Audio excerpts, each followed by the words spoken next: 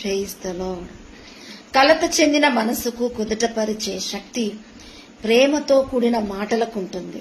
సామెత 16:24లో ఇంపైన మాటలు తేనెపట్టు వంటివి, అవి ప్రాణమునకు మధురము, ఎముకలకు ఆరోగ్యము.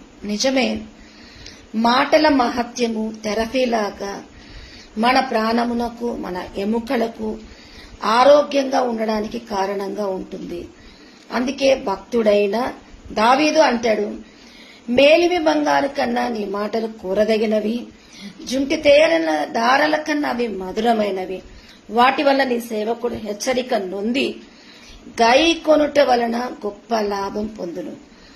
దేవుని సత్యమైన మాటలు స్వచ్ఛతతో కూడినవి, జీవిత సాఫల్యతకు ఎంతో ఉపయుక్తముగా, ఆరోగ్యానికి ప్రాణానికి మధురంగా ఉండడానికి ఆ స్వచ్ఛత మన జీవితంలో ఉన్న కలుషితంలో ఉన్న దోషాలను విడగొట్టి మనల్ని మార్పులోకి తీసుకొస్తుందంటే వాటి వల్ల హెచ్చరింపబడిన భక్తుడు లాభం పొందుకుంటాడు అని చెప్పడం జరిగింది.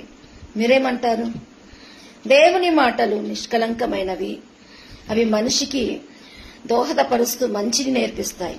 కానీ ప్రాపంచిక విలువలు కలుషితమైనవి, అవి మనిషిని దురాపేక్షకు, ఎన్నో దోషాలకు కూడా నడిపిస్తాయి.